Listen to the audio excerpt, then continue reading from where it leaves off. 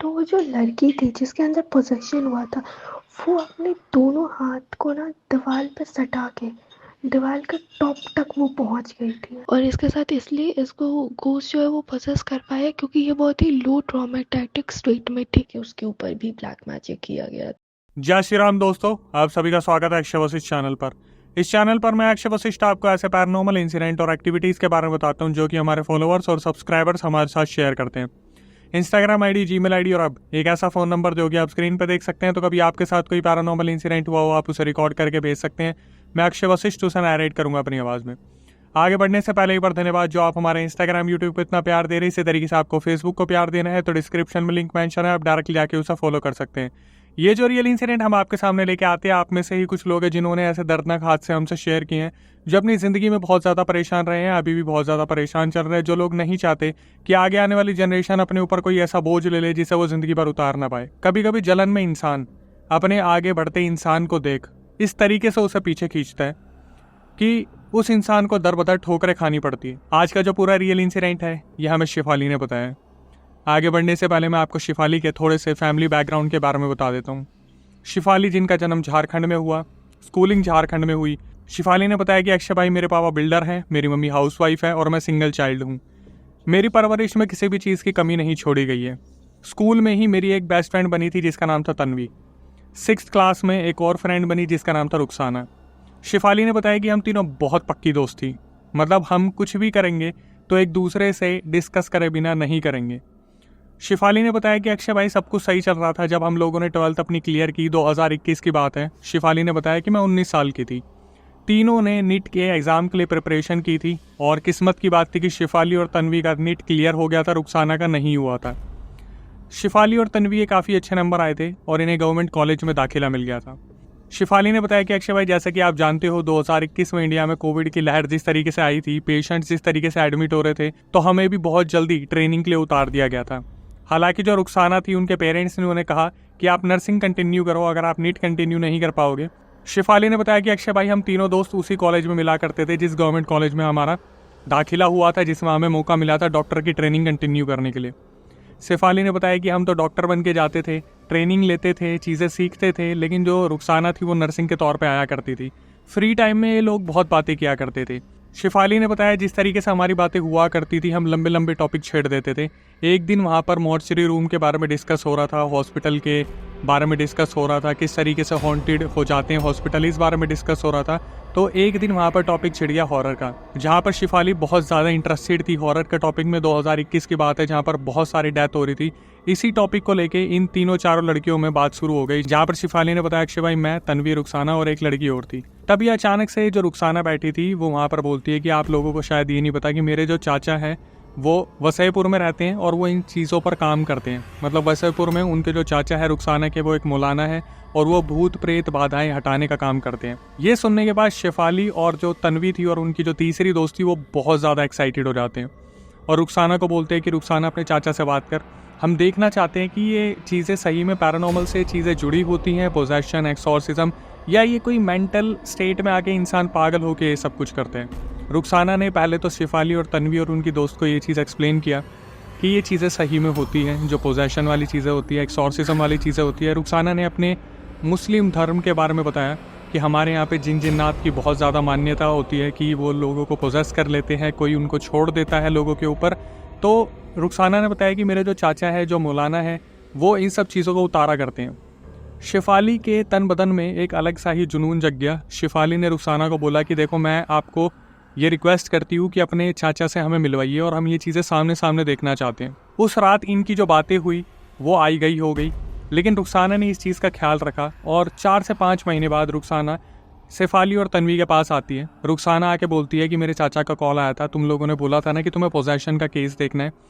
वहाँ पर एक लड़की आ रखी है जिसके अंदर पोजेशन है, अगर कल किसी को चलना है देखने के लिए, क्योंकि मैं तो जाऊँगी चाचा से मिलने, तो तुम सब चल सकते हो। शिफाली ने बताया कि अक्षय भाई, मेरी उम्र उस टाइम पर 19 साल की थी और मैं बहुत एक्साइटेड थी।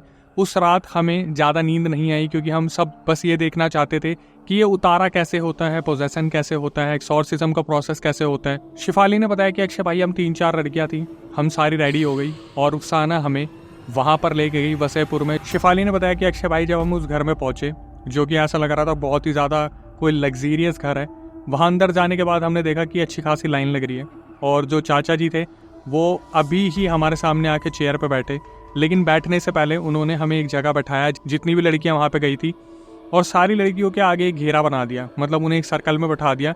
और जो मौलाना थे रुखसाना के चाचा, उन्होंने लड़कियों को बोल दिया कि कोई भी घेरे से बाहर नहीं आएगा, अगर कोई घेरे से बाहर आता है तो उसकी जान की जिम्मेवारी मेरे ऊपर आ जाएगी, इसलिए आप लोग अंदर ही बैठना।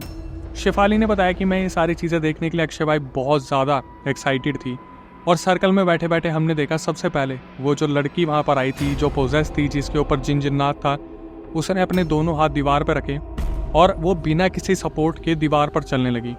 जो चाचा थे मौलाना, उन्होंने अपनी जो क्रियाएं थी वो शुरू की, आयात पढ़नी शुरू की, और उस लड़की को 15 से 20 मिनट में नॉर्मल कर दिया, उसे ज़मीन पर बैठाया और उसे वापस भेज दिया।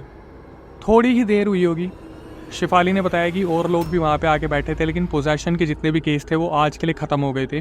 तो जो रुखसाना के चाचा थे वो अपने इस्लाम धर्म के बारे में उन सब लोगों को बताने लगे कि इस्लाम में हमारे जो अल्लाह होते हैं वो हमें इस तरीके से तैयार करते हैं कि हम प्योरीफाई करें, क्लीन करें, ऐसे लोगों को हम मदद करें जो लोग बहुत ज़्यादा इन सब चीज़ों से घिरे होते हैं। जब ये गोल धारा हटाया गया, उनके आगे पीछे से जब ये पूरा सर्कल हटाया गया, तो शेफाली उनके पास जाके बैठती है और बोलती है कि आप ये चीज़ कैसे जस्टिफाई करोगे? क्या आप साइंस पे बिलीव नहीं करते कि ये इंसान जो आया था या फिर ये लड़की जो आई थी, ये मेंटली इल तो नहीं थी, इसके साथ कोई दिमागी रूप से प्रॉब्लम तो नहीं थी, आप इसे पोजेशन का रूप कैसे दे सकते हैं? तो जो मौलाना थे, जो चाचा थे रुखसाना के, वो बोलते कि साइंस मैंने भी पढ़ी है, और मैं आपको एक चीज़ बता देता हूँ कि ये चीज़ें होती है और इसका मेंटल हेल्थ से बहुत ज़्यादा रिलेशन होता है। तो शेफाली इस चीज़ को पूछना शुरू करती है कि क्या आप थोड़ा सा एक्सप्लेन कर सकते हैं, या हमारी स्टडीज़ में काफ़ी काम आएगा हमें। शेफाली को ऐसा लग रहा था कि इन फ्यूचर उनके पास कोई ऐसा केस आएगा हॉस्पिटल में जहाँ पर उन्हें ये डिसाइड करने में दिक्कत होगी कि ये दिमागी रूप से प्रॉब्लम है या फिर ये सही में कोई ऊपरी चक्कर है। तो जो चाचा मौलाना थे वो बताते हैं शेफाली को कि देखिए, जब एक इंसान दिमागी रूप से बहुत कमज़ोर होता है, बहुत ट्रॉमेटाइज्ड होता है, जब उसको बहुत डिप्रेशन होता है, तो वो जो इंसान होता है वो दिमागी रूप से इतना कमज़ोर हो जाता है कि कोई भी स्पिरिट, आत्मा उसे ईजिली पोजेस कर लेती है, और इस लड़की के साथ भी कुछ ऐसा ही हुआ था। और उसके बाद फिर जो मौलाना थे वो बोलते कि अच्छा ये बताइए, यहाँ पर फ्यूचर देखने में कौन कौन बिलीव करता है? तो जितनी भी लड़कियाँ बैठी थी उनके लिए तो कॉन्सेप्ट बिल्कुल नया था। सारी लड़कियाँ बोलती कि हमें फ्यूचर देखना है, हमें फ्यूचर देखना है। तो चाचा जो थे मौलाना, वो अंदर जाते हैं, एक बहुत बड़ा बाउल लेके आते हैं, उसके अंदर पानी भरा हुआ था, और वो बोलते हैं कि जिसको फ्यूचर देखना है वो अपना हाथ मेरे हाथ के ऊपर रखेगा पानी के अंदर, और मैं जो जो चीज़ें उसे बताऊंगा वो सारी चीज़ें सच होंगी। इस चीज़ से भी आप लोग बिलीव कर पाएंगे कि हमारे अंदर कुछ सिद्धियाँ होती हैं, हम लोगों के पास कुछ ऐसी पावर्स होती हैं जिसकी वजह से हम ये सारी चीज़ें कर पाते हैं। शेफाली, तन्वी और उनकी जितनी भी दोस्त थी वो सारे वहाँ पे बैठे थे। रुखसाना तो ओवर कॉन्फिडेंट हो रखी थी, क्योंकि उन्हें तो पता ही था, बचपन से उन्होंने अपने चाचा को ये सब करते देखा था। तन्वी ने जब हाथ रखा, जो उनके चाचा थे उन्होंने तन्वी को बताया कि बेटा, तुम्हारा बहुत ब्राइट फ्यूचर है, तुम बहुत अच्छी डॉक्टर बनोगी, तुम्हें थोड़ी मेहनत करने की ज़रूरत है। और उनकी पर्सनल कुछ चीज़ें बताई जो कि शेफाली ने रिकॉर्डिंग में बताया कि अक्षय भाई वो बिल्कुल सही थी। वो चीज़ मेरे को पहले से मालूम थी, क्योंकि तन्वी मेरी बचपन की दोस्त थी। उसके बाद नंबर आता है तन्वी का। तन्वी ने जैसे ही उनके चाचा के हाथ के ऊपर हाथ रखा बाउल में, तो उनके चाचा बोलते कि तुम बहुत अलग हो। आज तक शेफाली उस चीज़ को समझ नहीं पाई। शेफाली ने मेरे को बोला कि अक्षय भाई मैं समझ नहीं पाई कि उनके चाचा ने किस तरीके से मुझे बोला कि मैं अलग हूँ। ये चीज़ होने के बाद जो शेफाली वहाँ बैठी थी, उनको चाचा जी ने बताया कि तुम अपनी दादी को बहुत याद करती हो, ये जो गले में तुम्हारे लॉकेट हैं ये तुम्हारी दादी की आखिरी निशानी है, और तुम जब अपनी दादी को बहुत ज़्यादा मिस करती हो तो इस लॉकेट को पकड़ के बैठ जाती हो। अपनी दादी को मिस मत किया करो, वो कहीं भी होंगी तो वो देखकर बहुत ज़्यादा दुखी होंगी कि तुम उन्हें इस योनि से बाहर नहीं जाने दे रही हो। शेफाली ने बताया कि अक्षय भाई मैं बहुत ज़्यादा इमोशनल हो गई थी, क्योंकि ये बात बिल्कुल सच थी कि मेरी दादी जब लास्ट टाइम पर गई थी तो मैं उन्हें बहुत मिस कर रही थी, और आज तक मैं उन्हें मिस करती आई हूँ। शेफाली ने बताया कि अक्षय भाई हम सारे वहाँ से वापस आ गए, अपने काम में बिजी हो गए। शेफाली ने क्या करा, जैसे ही वो अपने हॉस्पिटल में वापस आई तो शेफाली ने और सारी लड़कियों को जितनी वहाँ पर थी उन्हें भी बता दिया कि ऐसे ऐसे हम रुखसाना के चाचा के पास गए थे, जो कि एक मौलाना है, और उन्होंने ऐसे ऐसे चमत्कार हमें करके दिखाए। तो दूसरी जो लड़कियाँ थी वो भी बहुत ज़्यादा एक्साइटेड हो गई थी, उन्होंने भी बोला कि अगली बार हम भी जाएंगे। अब इसके बाद शेफाली से मेरी जब कॉल पे बात हुई तो मैंने इस चीज़ को कंफर्म किया कि शेफाली, क्या उनके चाचा कुछ पैसे वैसे नहीं लिया करते थे या फिर कोई गिफ्ट नहीं लिया करते थे जिसको बोलते हैं कि हमारी तरफ से इनाम आपको मिलेगा? तो शेफाली ने मुझे कॉल पे बताया कि अक्षय भाई वो क्या करते थे, वो सामने वाले इंसान की पसंद की चीज़ उससे मांग लिया करते थे। मतलब जैसे अगर कोई इंसान वहाँ पे आया जो अपनी बच्ची का इलाज करवाने आया और उसे चाय बहुत पसंद है, तो जो चाचा जी हुआ करते थे, मौलाना हुआ करते थे, वो अचानक से बोलते थे मैं तुम्हारी बच्ची का इलाज कर दूंगा, लेकिन आज के बाद तुम चाय नहीं पियोगे। अगर तुमने चाय को हाथ लगाया तो वो जो आत्मा है वो तुम्हारी बच्ची पे दोबारा आ जाएगी। ये जो चीज़ थी, ये कॉन्सेप्ट ना ही मेरे समझ में आया, ना ही शिफाली के समझ में आया।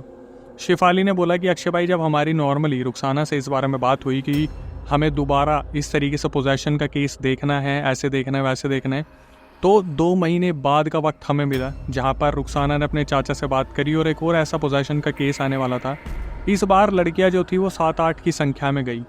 ये सारे वहाँ पर पहुँचे और इन्होंने देखा, वही गोल धारा में इन्हें बैठाया गया, सर्कल में बैठाया गया, और वो जो चाचा मौलाना थे उन्होंने सबको बताया कि आज हमारे साथ जो केस आने वाला है एक लड़के का है और इस लड़के के अंदर कोई ना कोई बहुत बड़ी एंटिटी आ रखी है। शिफाली ने बताया कि अक्षय भाई, जब हम सर्कल में बैठे थे हम सारे बहुत एक्साइटेड थे देखने के लिए, और अचानक से वो जो लड़का आता है वो नॉर्मली नहीं आया, उसने बैक फ्लिप कर रखी थी और वो मुंह इधर था चाचा की तरफ और वो उल्टा ऐसे चल के आ रहा था।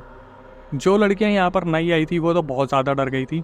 शिफाली, तन्वी और जो रुखसाना थी उन्होंने पहले भी चीज़ें देखी थी। सबने देखा आधे घंटे के अंदर उस लड़के को आयात पढ़ के और दूसरी चीज़ें देकर, पानी फूंक कर उस लड़के को नॉर्मल किया गया। शिफाली ने बताया कि वही प्रोसेस स्टार्ट हुआ जहाँ पर जो चाचा मौलाना थे वो फ्यूचर बताने वाले थे।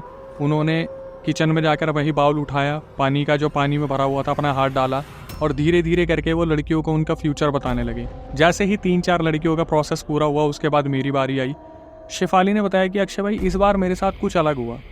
शिफाली जैसे ही अपना हाथ डालती है, हाथ रखती है चाचा के ऊपर, शिफाली की पूरी बॉडी में अचानक से एक वाइब्रेशन दौड़ गई। शिफाली कुछ नहीं बोली और वो जस्ट एकदम से घबरा के बैठ गई। तो उन चाचा मौलाना ने पूछा कि क्या हुआ तुम्हें, सब ठीक है? तो शिफाली ने बताया कि मुझे ऐसा लगा जैसा मुझे करंट लगा है। और वो जो मौलाना वहाँ बैठे थे वो बोलते हैं कि आज तुमने शायद ज़्यादा नेगेटिविटी देख ली है, इसलिए तुम बहुत ज़्यादा घबराई हुई हो। कोई नहीं, आप साइड में बैठ जाओ, आज आप ये वाली प्रक्रिया मत करो, मैं दूसरों को बता देता हूँ। सारी लड़कियाँ वहाँ से फ्री हो गई और वो लोग वहाँ से अपने घर की ओर निकल गई। इसके बाद शिफाली ने बताया कि अक्षय भाई, मेरी दिनचर्या में चीज़ें बदलने लगी। शिफाली ने बताया कि उनके जो चाचा थे उनकी उम्र 60 साल थी, मेरी उम्र अप्रॉक्सीमेटली 19 होगी, और मेरे को हर वक्त जब भी मैं कुछ भी काम कर रही होती उनके चाचा के बारे में ख्याल आते। 1-1.5 महीना शिफाली ने बताया कि मेरे साथ ऐसा हुआ कि जैसे उनके चाचा मेरे सपने में आते और वो सारी चीज़ें करते जो कि शादी के बाद होती। शिफाली को ये चीज़ें अब अच्छी लगने लगी थी। शिफाली को ऐसा लग रहा था जैसे उन्हें रुखसाना के चाचा से प्यार हो गया है, मतलब उस मौलाना से जिनकी उम्र 60 से 65 साल रही होगी। शिफाली इतनी पागल हो गई थी, वो रुखसाना से बार बार जाके बोलती थी कि तू चाचे के पास कब जाएगी, तू जब भी जाएगी मुझे भी लेके चलियो। और तन्वी इस चीज़ को ऑब्जर्व कर रही थी, जो उनकी बचपन की दोस्त थी, कि कुछ तो गड़बड़ है। अचानक से शिफाली के अंदर इतने सारे चेंजेस कैसे आ गए। शिफाली ने जब इस बारे में डिस्कस किया था चाचा के बारे में रुखसाना से, तो तन्वी वहीं खड़ी थी और रुखसाना के जाने के बाद तन्वी ने साफ साफ शिफाली को बोला कि तेरा दिमाग ख़राब है, तेरे को पता है तू किस बारे में पूछ रही है, किस बारे में बात कर रही है? उनके चाचा की उम्र देखी है तूने? 60-65 साल के हैं वो और तू 19 साल की है। शिफाली ने बोला तन्वी को कि देख, तुझे मेरे से बात करनी है तो कर, नहीं करनी तो मत कर, लेकिन चाचा जी के बारे में, जो रुखसाना के चाचा हैं उनके बारे में तो बिल्कुल उल्टा मत बोल, मैं उनके बारे में एक शब्द नहीं सुन सकती। तन्वी को उस टाइम पर बहुत बुरी तरीके से शक हो गया कि शिफाली के साथ कुछ तो गड़बड़ है। 24 घंटे के अंदर रुखसाना वापस आती हैं शिफाली के पास और बोलती है कि मैं चाचा के पास जा रही हूँ, तू चलेगी? शिफाली ने बताया कि मैं इतनी ज़्यादा एक्साइटेड हो गई है सुनने के बाद कि आज फिर दोबारा हमें पोजेशन देखने को मिलेगा, और पोजेशन तो एक बहाना था। शिफाली ने बताया कि मैं उन चाचा जी को देखना चाहती थी। शिफाली ने बताया कि अक्षय भाई, आप बिलीव नहीं करोगे, मेरा रहन सहन बदल गया। मतलब मैंने जीन्स पहनना बंद कर दिया, मैंने सूट पहनने शुरू कर दिए, और मुझे ऐसा लगता था कि मैं अपनी पूरी बॉडी को कवर रखूं जैसे एक मुस्लिम लड़की रखती है। इन सब चीज़ों को सिर्फ एक लड़की ऑब्जर्व कर रही थी, वो थी तन्वी। अब जब रुखसाना ने बोला कि वो अगले ही दिन चाचा जी से मिलने जा रही हैं, तो तन्वी भी वहाँ पर गई, उसके बाद शिफाली भी वहाँ पर गई और 4-5 लड़कियाँ और भी गई थी। जब शिफाली वहाँ पहुँची, सारी लड़कियां वहाँ बैठी थी, शिफाली ने अचानक से देखा कि जहाँ पर चाचा मौलाना जिस चेयर पे बैठते हैं वो चेयर पे पानी पड़ा हुआ है। सबके सामने शिफाली ने एक ऐसी अजीब सी हरकत की कि सबके तोते उड़ गए। शिफाली सबके बीच में से उठी, उन्होंने अपना दुपट्टा निकाला और उस चेयर को बिल्कुल साफ़ कर दिया, वहाँ जो पानी लगा था। जो चाचा मौलाना आते हैं वो अचानक से देख के बोलते हैं, अरे तुमने चेयर साफ़ कर दी, इस दुपट्टे को आप पहन लो। मतलब सारी लड़कियां ये देख रही थी कि ये दुपट्टा अभी सूखा भी नहीं है और चाचा मौलाना ने ये कहा कि तुम पहन लो, और शेफाली ने उस गीले दुपट्टे को पहन भी लिया। अचानक से जो चाचा मौलाना थे वो बोलते कि मुझे चाय पीनी है। रुखसाना जब तक वो बोलते, शेफाली ने बोला मैं बनाऊंगी चाय आपके लिए, मैं बनाऊंगी, और सीधा वो किचन की तरफ भागी। शेफाली ने बाद में इस चीज़ को रियलाइज़ किया कि जिस किचन में वो आज तक नहीं गई, उस किचन में कहाँ चाय पत्ती रखी है, कहाँ चीनी रखी है, उन्हें कुछ नहीं मालूम था। लेकिन शेफाली ने बताया कि अक्षय भाई, जब मैं उस किचन में गई मुझे ऐसा लग रहा जैसे मैं एक एक चीज़ जानती हूँ, कौन सी चीज़ कहाँ रखी है, जैसे मैं इस किचन में डेली आती हूँ। तन्वी वहाँ पर बैठी हुई थी और वहाँ पर कोई आया था जिसके अंदर पोजेशन था। सब ने देखा, पोजेशन उतरा। उसके बाद फिर वही प्रक्रिया आई जहाँ पर फ्यूचर देखने वाली बात थी। जो मौलाना थे उन्होंने अचानक से सबके सामने बोला कि आज अपना फ्यूचर कौन कौन जानना चाहता है, तो तन्वी ने साफ बोल दिया कि मुझे नहीं जानना। तो शेफाली अचानक से बोलती कि मुझे जानना है मेरा फ्यूचर के बारे में, कि मेरा आगे जाके क्या होगा। तन्वी ने साफ मना कर दिया और शेफाली को बोल दिया कि शेफाली यहाँ से फटाफट चल, मुझे बहुत ज़रूरी काम है, मैं यहाँ पर रुक नहीं पाऊंगी, और मुझे तेरी मम्मी से भी बहुत ज़रूरी काम है। शेफाली ने बोला कि अक्षय भाई, मैंने इतना ट्राई करा कि मैं अपने फ्यूचर के बारे में जान पाऊँ या कुछ वक्त मैं मौलाना के साथ गुजार पाऊँ जो रुखसाना के चाचा थे, लेकिन तन्वी ने मुझे वहाँ रुकने ही नहीं दिया। वो हाथ घसीटती हुई सीधा मुझे वापस लेके आ गई और मुझे डांटने लगी बुरी तरीके से कि तेरा दिमाग ख़राब है, तुझे मालूम है कि उनकी उम्र क्या है और तू किस तरीके से उनके टेबल साफ़ कर रही थी, कुर्सियाँ साफ़ कर रही थी, तेरे साथ हो क्या रहा है। तन्वी जो चीज़ें शेफाली को बोल रही थी, शेफाली ने उल्टे टोन में सीधा बोल दिया कि तू मेरे और मौलाना के बीच में आई, मतलब रुखसाना के चाचा और मेरे बीच में आई, तो तेरे लिए अच्छा नहीं होगा। तन्वी समझ गई थी कि शेफाली के साथ बहुत कुछ गलत हो रहा है। तन्वी ने क्या करा, अपने घर पे फ़ोन करा अपनी नानी जी को। उनकी नानी जी क्योंकि बंगाली फैमिली से थी तो थोड़ी चीज़ें समझ पा रही थी, ये काला जादू वगैरह क्या होता है। तन्वी ने शेफाली की फ़ोटो क्लिक की, अपनी नानी जी को भेजी, और नानी जी अपनी एक फ्रेंड के पास गई जो फ़ोटो देख के सारी चीज़ें बता देती थी। वो एक साइकिक मीडियम थी। 2 दिन तक जो रुखसाना थी उससे डिस्टेंस मेंटेन करा गया, जो चाचा जी थे मौलाना थे उनसे डिस्टेंस मेंटेन करा गया, और शेफाली को तन्वी ने सबसे दूर रखा। वो जो तन्वी थी शेफाली को अपने घर लेके आ गई और बिल्कुल फ़ोन से दूर रख दिया। शेफाली ने बताया अक्षय भाई, रुखसाना के मेरे पास 10-10, 20-20 कॉल आते थे और तन्वी मुझे फ़ोन को हाथ ही नहीं लगाने देती थी। मेरा इतना मन होता था कि मैं रुखसाना से बात करूं, उनके चाचा से बात करूं, लेकिन तन्वी ने मुझे छेड़ने ही नहीं दिया। 3 दिन बाद जब नानी जी आई तन्वी की, तो उन्होंने बताया कि मेरे ऊपर कोई बहुत तगड़े वाला वशीकरण हो रखा है। वो नानी जी ने शेफाली और तन्वी के सामने दूसरी अपनी दोस्त को कॉल मिलाया जो एक साइकिक मीडियम थी और फ़ोन पे बात करवाया। तो उन्होंने साफ बता दिया कि बेटा तेरे ऊपर वशीकरण हो रखा है, जो कि बहुत बड़े लेवल का नहीं हो रखा, लेकिन ये जेलसी फैक्टर में हुआ है। तन्वी और शेफाली इस टाइम पर बहुत कंफ्यूज थे कि जेलसी फैक्टर में हुआ है, ऐसा क्यों। तो जो नानी जी की दोस्त थी उन्होंने बताया कि रुखसाना नीट की प्रिपरेशन में रह गई थी, जिस वजह से वो तुम लोगों से बहुत ज़्यादा जलती है, और उसने अपने चाचा मौलाना को बिल्कुल कन्विंस कर रखा है कि वो शेफाली की ज़िंदगी को बर्बाद कर दे ताकि वो अपनी पढ़ाई वढ़ाई छोड़ के उनके चाचा से निकाह कर ले। 60 साल 65 साल के इंसान से 19 साल की लड़की का निकाह करवाने की पूरी प्लानिंग जो थी वो रुखसाना की थी। शेफाली से जब मेरी कॉल पे बात हुई, उन्होंने इस चीज़ को एग्री करा कि उनके दिमाग में पूरी तरीके से उनके चाचा जो मौलाना थे वो चलते थे। वो जो चाचा मौलाना थे उन्होंने उस पानी के अंदर अपने हाथों से काला जादू करा था, जिस वजह से जो शेफाली थी वो पूरी तरीके से वशीकरण में आती जा रही थी। लेकिन जो नानी की दोस्त थी उन्होंने इस चीज़ को भी हाईलाइट करा कि तुम्हारे पास अभी एक जीने का मौका है, क्योंकि ये अर्ली स्टेज पे तुम्हें पता चल गया, तन्वी को पता चल गया, तो तन्वी ने तुम्हें बचा लिया।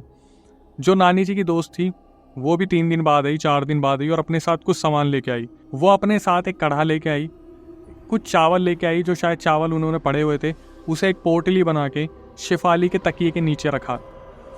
शेफाली ने बताया कि अक्षय भाई आप बिलीव नहीं करोगे, रुखसाना के बैक टू बैक कॉल आ रहे थे, वो चाचा से बात करवाना चाहती थी और मुझसे रहा नहीं जाता था, पर तन्वी और उनकी नानी जी ने, उनकी मम्मी ने मुझे अपने घर पे रखा और मेरे तकिए के नीचे वो पोटली डाल दी, जिसकी वजह से पूरे 1 हफ्ते तक मुझे नींद नहीं आई। जब शेफाली की मम्मी ने तन्वी से पूछा कि बेटा तुमने इतने टाइम से इसे अपने घर पे क्यों रोक रखा है, तो शेफाली की मम्मी को घर पे बुलाया गया, तन्वी ने अपने घर बुलाया, और तन्वी और उनकी नानी और उनकी मम्मी ने सारी चीज़ें शेफाली की मम्मी के सामने रख दी कि इस लड़की के साथ ये हुआ है, अगर हमें इसे बचाना है तो कम से कम 15 दिन शेफाली को दूर रखना पड़ेगा।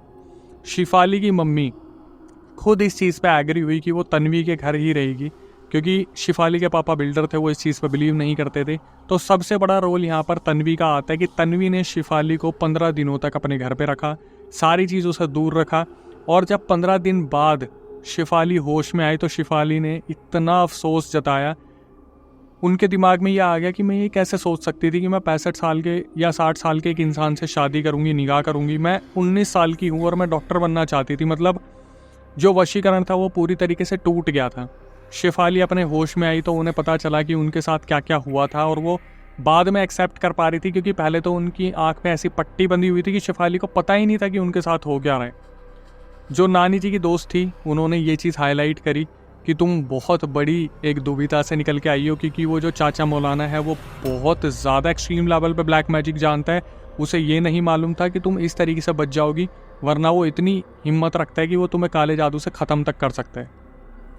शिफाली ने सबसे डिस्टेंस मेंटेन कर लिया, खास करके रुखसाना। हालांकि रुखसाना कुछ टाइम बाद वापस चली गई, शिफ्ट हो गई, शायद उसे पता चल गया था कि उनकी पोल पट्टी खुल चुकी है। लेकिन तन्वी और शिफाली आज भी बहुत करीबी दोस्त हैं, और तन्वी ने शिफाली की ज़िंदगी बचा ली। तन्वी की नानी और उनकी दोस्त ने मिलकर शिफाली को इस सिचुएशन से बाहर निकाला जहां पर वो मरते मरते बची, वरना आज शायद वो कहीं पर पता नहीं किसकी क्या सेवा कर रही होती, 19-20 साल की होती, लेकिन उनकी ज़िंदगी नर्क से भी बदतर होती। शिफाली ने बताया कि अक्षय भाई, मॉरल ऑफ द स्टोरी में आप बताना ज़रूर कि आप किसी पे भी अंधा भरोसा नहीं कर सकते हो। आज के टाइम पे कोई आपका नहीं है। ये सिर्फ एक लौती दोस्त थी तन्वी, जिसने मुझे इस चीज़ से बाहर निकाल दिया, वरना शायद मैं मौत के मुंह में जा ही चुकी थी।